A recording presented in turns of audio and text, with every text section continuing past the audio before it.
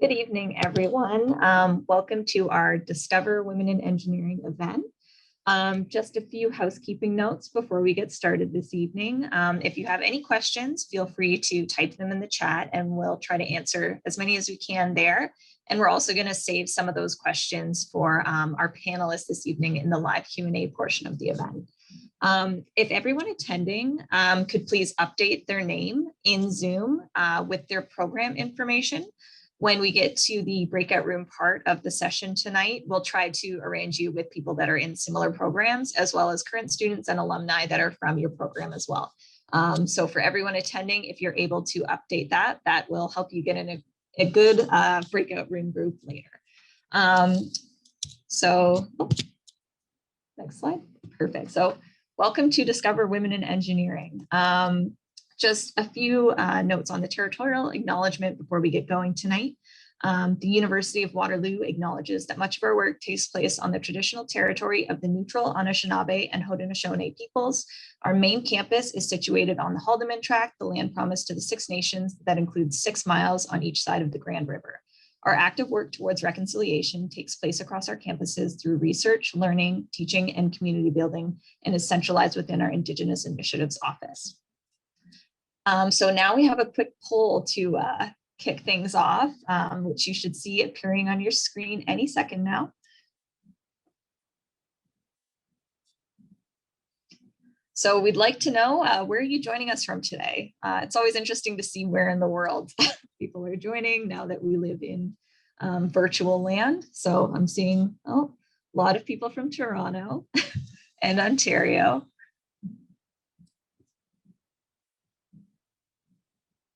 Awesome. Great. So to kick things off, we're going to do a quick overview of women in engineering. And that will be given by Mary Robinson, who is the Associate Dean of Outreach, Equity, and Diversity. So Mary, feel free to take it away. Awesome. Thanks, Erica. And welcome, everybody. We're so glad to have you here tonight with us. My name is Mary Robinson, and if I can get the slide advanced. I'm wearing a couple of hats these days. So I am in the process of slowly leaving my position as Associate Director of First Year Engineering. So I will still be in this role in September, but in a reduced capacity. What does that mean? Well, I'm an academic advisor for the majority of first year engineering students. So any questions that you have about the courses that you're taking, time management, where to get help with calculus, any of that kind of stuff, I can help you with.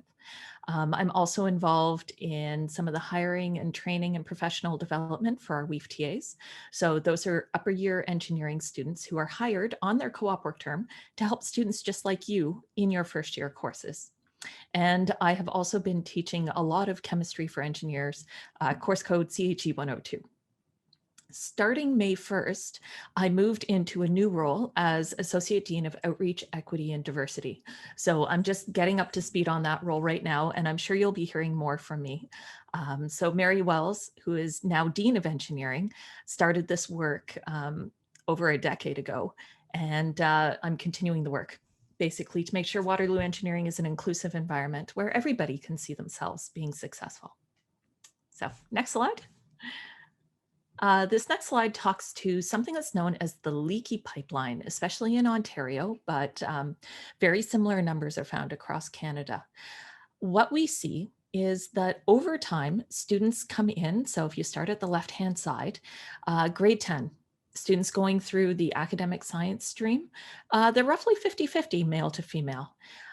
In terms of course selection that happens in grade 12, we start to see students self-selecting out. So to get into engineering, you need to take grade 12 physics, and we're starting to see that ratio shift to only 34% women and 66% men. When we look at the 10,000 or so first year engineering students across Ontario, we see that that ratio shifts a little bit further. So this data is from 2019. And at that point, we were looking at about 21% women when you consider all engineering programs across Ontario.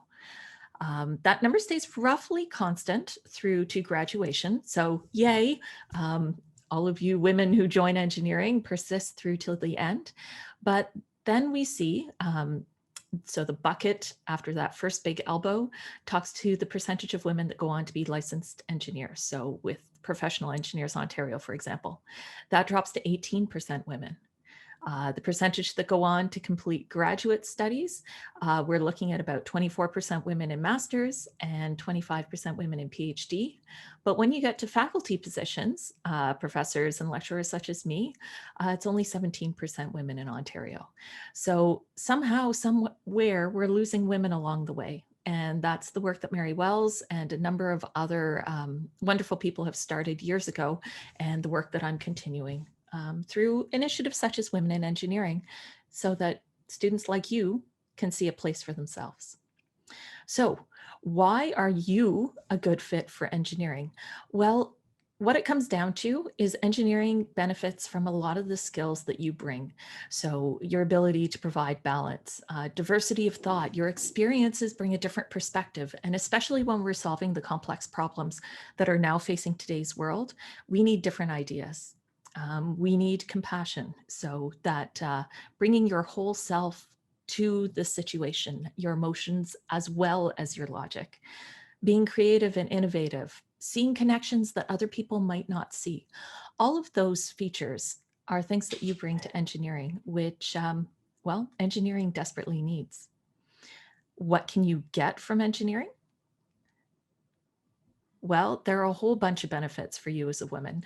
There are a whole raft of career choices, and that's some of what I'll be talking about in just a minute.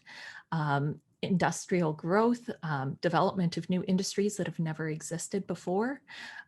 It's also a foundational degree. So a number of my classmates have gone on to study things like medicine or law. So engineering is a great first degree.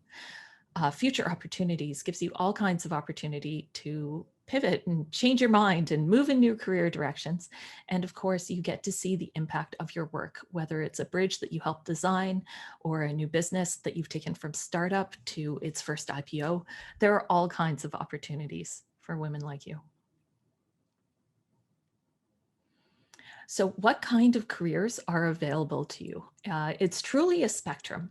So if we start over on the left-hand side with the more mathematical and more heavily theoretical positions, there are some involved in research. So development of new devices or new technologies.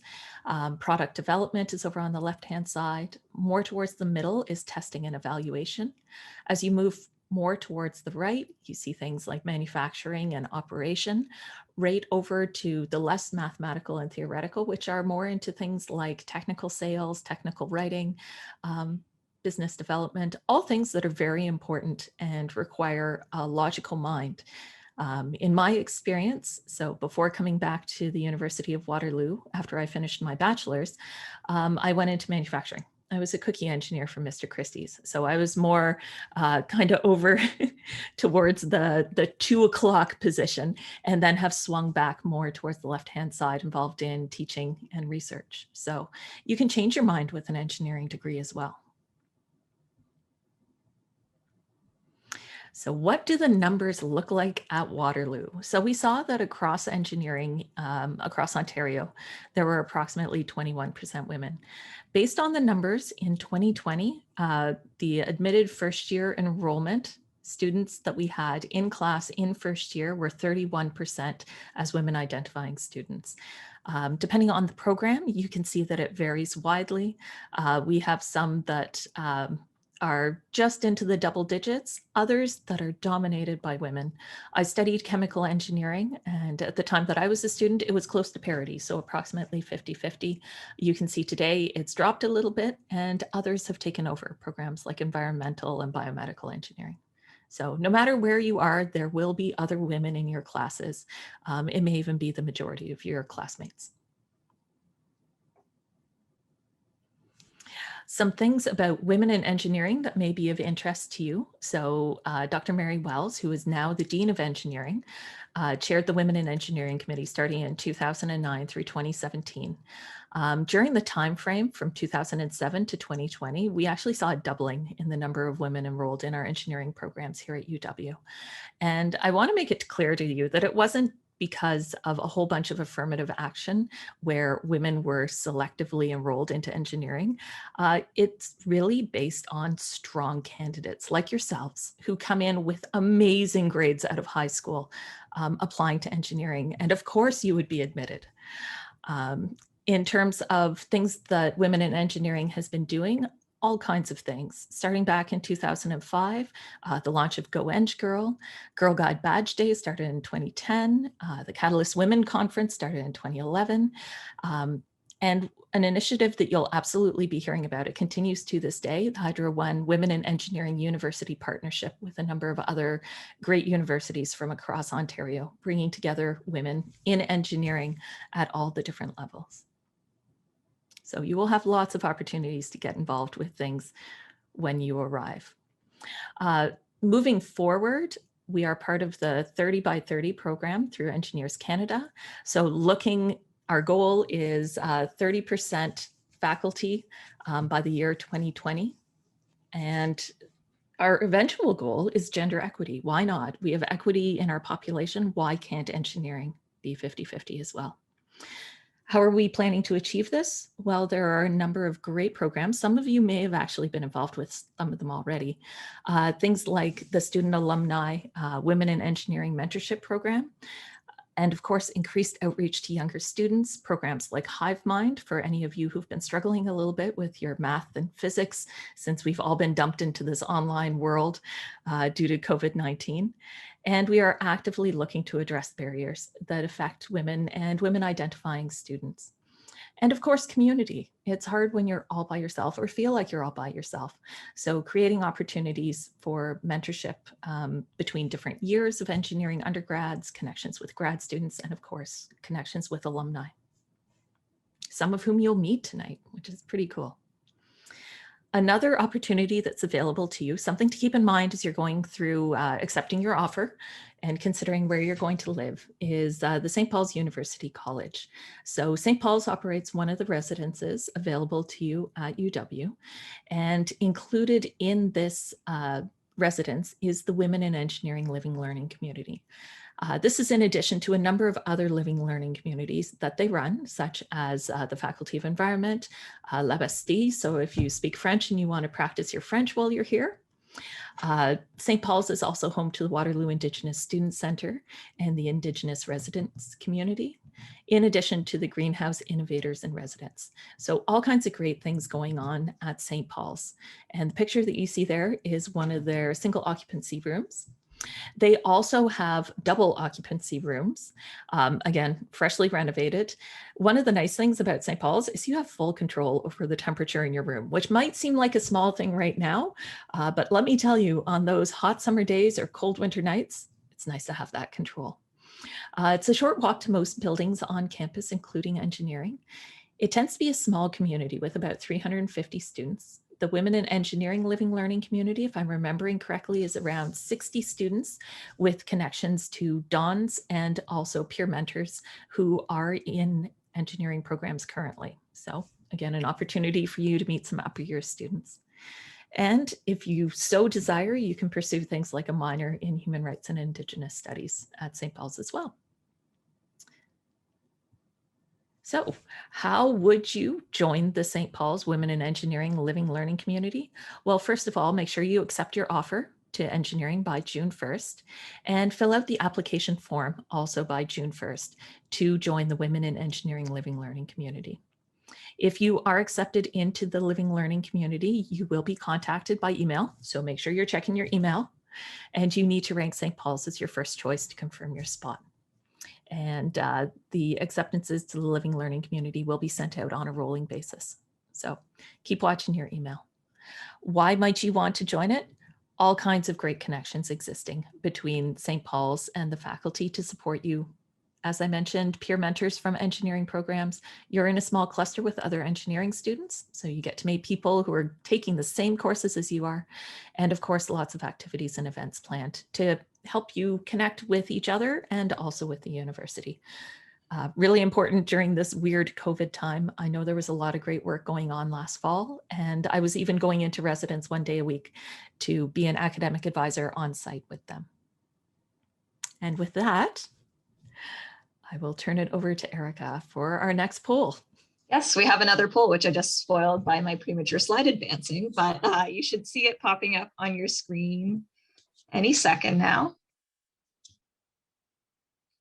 Perfect. So on theme with talking about the LLC, who's planning on living in residence in first year? Ooh, that's a good number.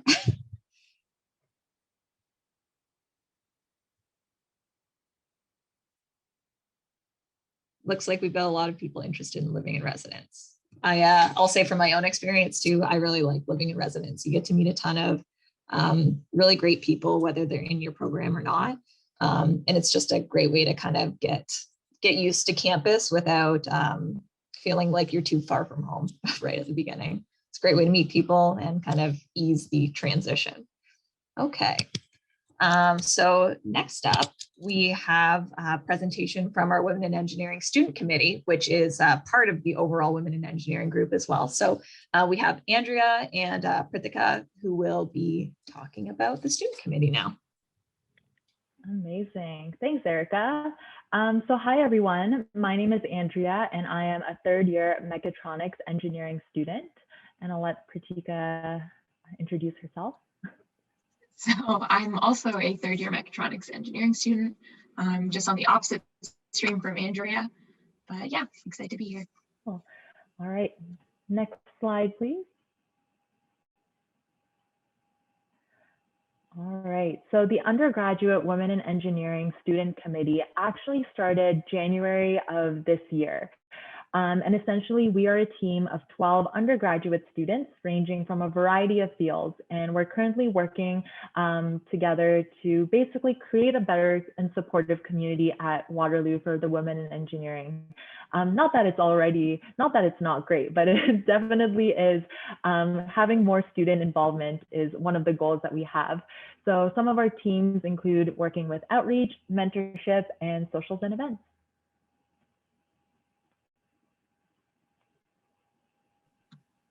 So our student committee focuses on a couple different aspects of, I guess, empowering the community. We look mostly towards undergraduate and graduate involvement, as well as really coming together and inspiring our next generation of leaders. And here we've got a couple events that we've held in the past. Our outreach team works really hard to reach communities around the school through events like Go Code Girl, Engineering Science Quest, and Engineering Badge Day. And aside from that, we welcome students at the beginning of the year through the Women in Engineering Barbecue. It's usually held during orientation, so hopefully you guys will get a little taste of that. We also hold a mentorship program, networking nights, movie events, and much more throughout the year.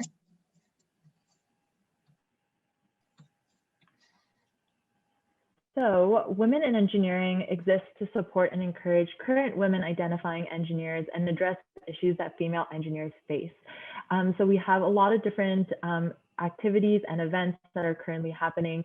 A lot of it is also providing a lot of support for the women engineering community. So through events like mentorship programs, which we'll be talking about later, workshops, professional development for all you first years coming in that might be a little bit nervous, trying to navigate the job world, which can be very stressful, but we promise it gets easier with time. Networking conferences with women in engineering teams from all across Ontario. And then we also have the WIE Living Learning community and various social events as well. And our main focus is building a community where everyone feels welcome and is able to get involved with no hesitation. Our biggest goal is to really set up an environment in which you feel like you belong, and one that encourages you to not only explore your technical passions, but also getting involved on campus. So the WIE committee, initially it started, so there's a little bit of a story with this. So we, as the undergraduate student committee, there's 2 members from our committee that sit with the faculty level WIE student committee, faculty level committee. And so on that committee, there's faculty reps, staff reps, committee graduate reps, and their job is to, I would say, look at the entirety of women in engineering and see what are some initiatives that we can bring to help support the women in engineering community. So it's not just, I would say, students, but it's also members of faculty, staff, all working together to help create a supportive environment and to figure out what is it that the women in engineering community needs to help support them and guide them in whatever direction it is.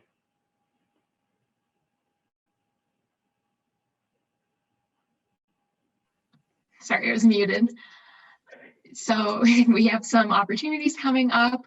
Our current student committee pilot program is going to last until January 2022. And starting also in January 2022, the Alumni Student Career Mentorship Program will kick off. For upcoming is the faculty-wide survey, additional advocacy work, and a big focus on virtual events and workshops. And feel free to check out our Instagram. We have, I guess that's the best place to get information on what our new events are coming up and how to get further involved in the committee.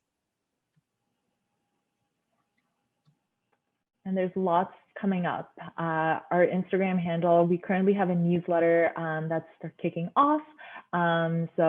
And then there's also going to be a Discord channel being set up. So lots of cool new things coming up ready for September.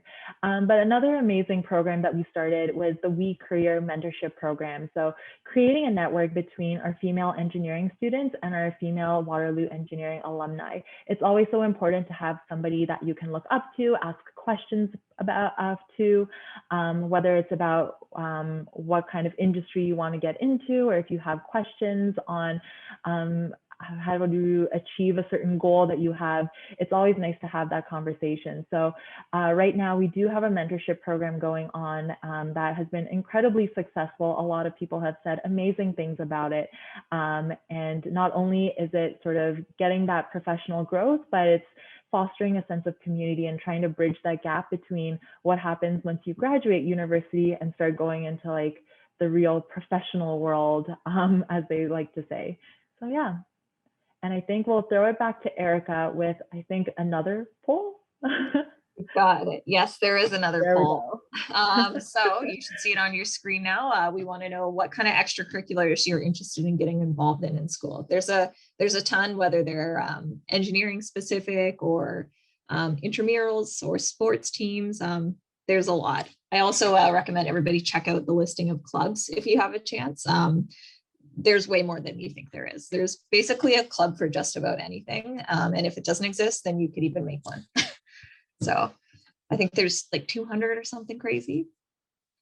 Awesome. Looks like there's a ton of people wanting to get involved in everything that they can. So that's great to see. Okay, so I believe we are now on to the live Q&A. So I'm just going to need a second here to stop sharing my slides. And if our panelists could all join now. I believe we've been introduced to everybody at this point other than Mariana Radulovic, who is our Associate Director of Admissions. So welcome, Mariana. Thank you. Okay, so we're going to start things off with a question for Mary. We've had some people asking about what the support systems are available in case somebody faces gender-based discrimination or obstacles at university or even on a co-op. And how would a student go about reporting that kind of discrimination? I hope you never get to experience that. That's something that we're working to make sure it's not a thing.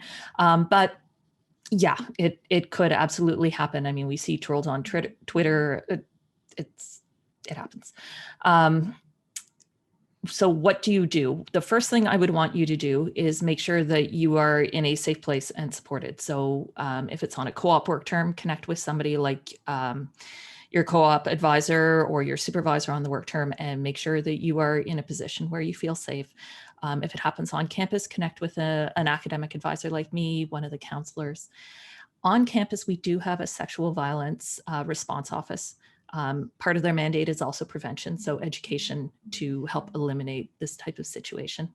And they have professionals who can help advise you on what your next steps would be. And it's entirely up to you. You're not going to be forced to press charges or anything like that. It's entirely up to you what you feel comfortable doing. And their number one concern is making sure that you are okay and you are proceeding in a way that is safe for you. There are all kinds of avenues available. We have police on campus, so if you would like to press charges, that's one avenue. There are a whole varieties of disciplinary actions, effectively restraining orders. So there are all kinds of ways to make sure that you, as the person who has been harmed, and all of the isms, whether it's sexism or racism or any of that, can be dealt with in an appropriate manner. From the other side, there's a lot going on with education. And that's my other hat, the equity and diversity one, is making sure that members of our community are aware that maybe some of their actions are offensive. Some people just don't know, as bizarre as that might sound. And so making sure that that education is happening to eliminate it at the grassroots, and to help you know that you're surrounded by people who do want to help you and are skilled and able to help you should anything happen. Does that answer the question, Erica? Very thoroughly. Thank you so much, Mary. So I've got a question for Mariana next. Some people are asking, are there a lot of scholarships and other financial aid opportunities after first year? And maybe if you could touch on any women-specific ones, if you're aware of any. Oh, never mind. I had to unmute myself there. My department deals mostly with first year scholarships. I do dabble a little bit in upper year scholarships. And as far as I'm aware, and Mary, maybe you can correct me, most are based on interest, program, lots of research or team-based opportunities. I'm not sure about any female specific. Are you, Mary? There are some, yes, available to students at all years, including grad students. Student Services and Financial Aid, SAFA, is the place to go. They have a scholarship database, and it's pretty amazing the things that you can get scholarships for. So some are based on community involvement, some are based on who your employers are, some are based on which community you come from, because some are geography based. So I see Andrea nodding away. Do you want to jump on that one?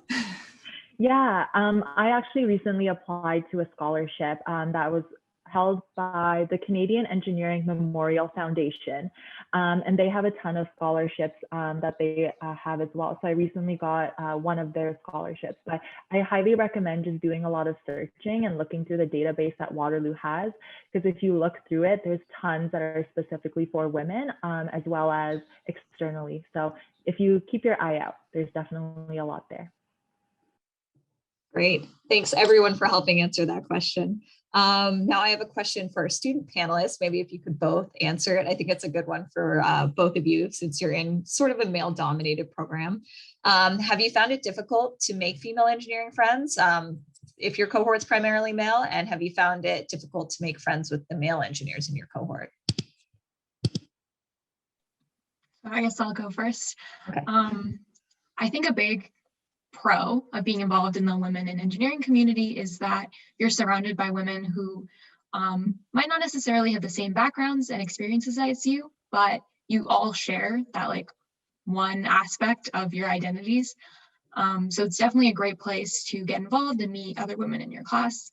And then I guess in terms of making friends with the boys in your class, in all honesty, Waterloo's a pretty welcoming environment. I personally have never had any issues. And I think everyone is just, in first year, everyone is scared regardless of, you know, whether they're male or female or other genders. But I think you need to go into it with an open mind, but everyone is really trying to make friends, and I think you guys will be okay.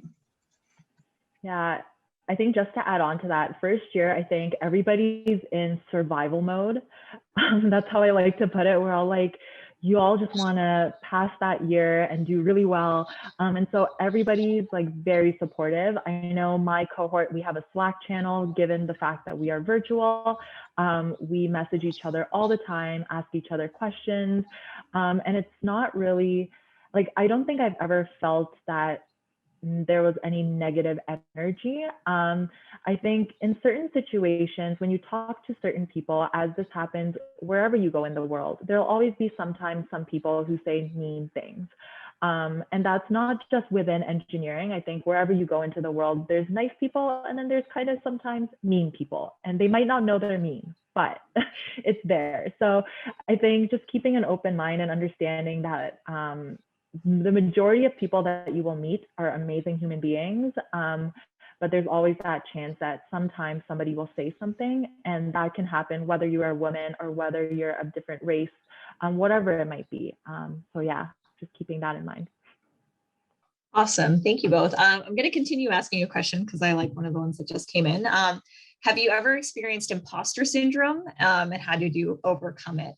The first question is kind of about how you might find other people, but I know sometimes when you're a woman in engineering, you experience imposter syndrome yourself, and it might not be from external factors too, but if you could both touch on that, that would be great. All the time. I am constantly in a battle with myself, whether that's, I think that right now when I'm applying to co-op positions, that's when I feel the most insecure. I'm like, should I be applying to positions that are a little bit harder? Like, what is going on? Not feeling confident in the skills that I have when I know that I can totally get the jobs that I want to get. And I think the way that I deal with it is having a list of all my positives, which it kind of seems like centered, but it helps, I promise you. Creating a list of all your positive things that you have done, whether that is you made it to Waterloo Engineering, that should be number one on your list, is having all of the things that you have accomplished, everything that you're proud of. And I always go back to that list, just being like, okay, this is my boost of confidence. And imposter syndrome will hit everybody, and it'll hit everybody in a different way. But I think always trying to go back to your positive experiences is something that's helped me, at least through my journey. But I think Pratika also has something to add to that. So yeah, I do think imposter syndrome is a little ongoing. I don't know if it goes away. I'm hoping it does. But like Andrew is saying, keeping a list of your positives is really important. I'm a big numbers person, so I like to look at my statistics. I'm like, despite XYZ numbers, I'm still here. There's mathematical evidence that I deserve to be here and that I can be here. And I think it's just important to remember that people just don't get things. You're where you are for a reason, and you get the jobs that you do because you deserve to work there, and you work like your grades or even clubs because you know your stuff, and it's okay. That's awesome. Those are some great tips that you've provided too. Now I'm going to go back to Mary. Somebody asked if you can speak to any of the resources that are available for trans women in engineering at Waterloo. Okay, so there are a few opportunities. I mean, you're welcome to join Women in Engineering. All women are welcome. Women identifying folk are welcome. In terms of specific for LGBTQ2S+ students, again, there are a number of resources available. Within engineering, there's one student organization called EngiQueers. Very welcoming to anybody who, anywhere along the spectrum, you are welcome. And they do all kinds of great things. They connect with other schools. They have students who are members from, they have one from UPI, students from Guelph stop by. They run weekly events in person or virtually. At the bigger university level, so if you're looking for a bigger, broader community, GLOW is a great center, the Center for Gender Diversity. All kinds of great advocacy work going on there.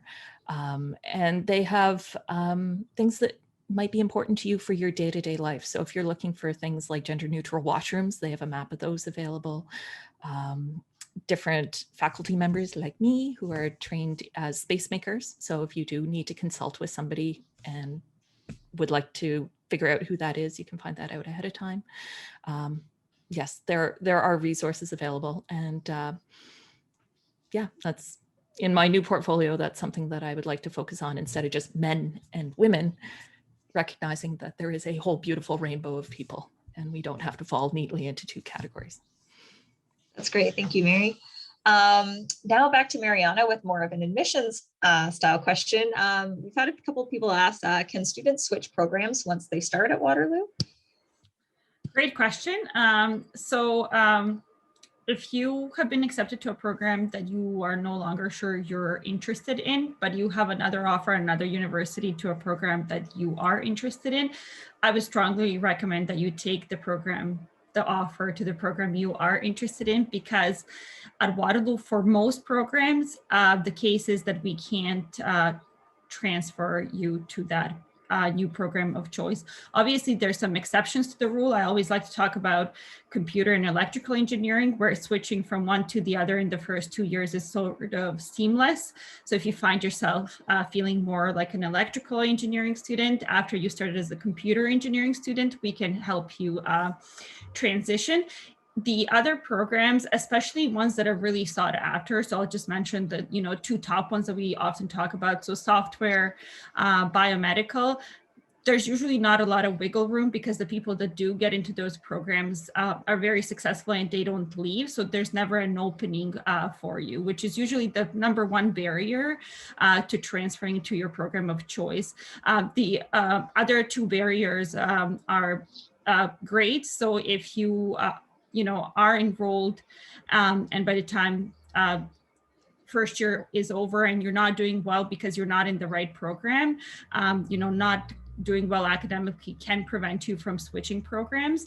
And then the last point is that sometimes students will go through all the effort figuring out whether they can transfer or not. And then when they find out that they have to start at the beginning, they'll choose not to transfer.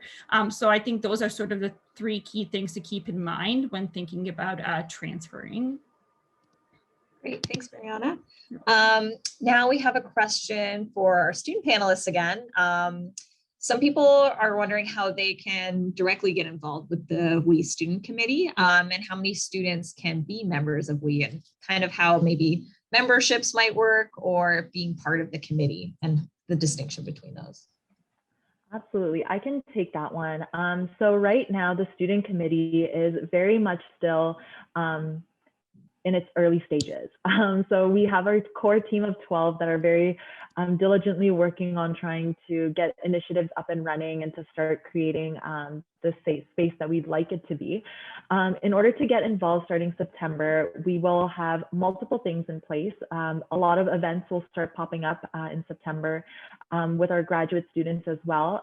So if you want to get involved, I would suggest coming out to events is the first thing. Second thing, signing up for our newsletter, which will have volunteer opportunities. We have something called the Outreach Squad, where women in engineering members go out to different events that are unfortunately all virtual right now, but when we're in person, they'll definitely be back up and running. But volunteering at those events and inspiring the next generation of women in engineering is another one. And then starting 2022 is when we're looking at expanding on our 12-member team. So we'll definitely have roles popping up starting 2022. So you'll have one term under your belt at that point. Great, thanks, Andrea. And maybe I'll ask a question next. We've had some people say they know that a lot of students come into the program with background experience in their field of study. Would you say from your own experience, would students with little to no specific experience in the program be disadvantaged when they start? Okay, I love this question. Right up until my grade 12 year, I was really planning on studying economics. And it was until the last minute where I had decided on engineering. And that little beginning bit was really difficult. So in mechatronics, a lot of our class, I believe 70% of my first year class had come in with prior programming experience, or they had been on like robotics teams and captains of like coding competitions. And I'd never written a line of code. I did not know what C++ was. Carol Hulls, Professor Carol Hulls is my programming teacher, and she was absolutely phenomenal. I think it's really important to acknowledge that everyone comes from different backgrounds. So where you might be lacking on the programming experience, you have your own background and experiences that will definitely make up for it. And honestly, the first year team, the professor team, is so valuable, I want to say. They really understand that not everyone learns the same things in high school, and are so willing to put aside the time. Oh, and especially your WIE TAs. But they're really willing to help you kind of get on the same level as the rest of your class. That's great. Thank you. So yeah, like basically you don't have to worry if you're not prepared. There's a ton of resources that are available once you get here. Okay. Thank you all for coming out tonight. I hope you enjoyed Discover WIE. And I hope that we see you in fall 2021. If you're looking to stay connected after the event, you can always follow us on our Facebook page, which is up there on the screen, as well as any of our faculty channels as well. If you have any questions following this webinar, you can reach out at enginfo@uwaterloo.ca, and we'll try to answer your question as best as we can or direct you to somebody who can. Thank you again, and hope you have a great night.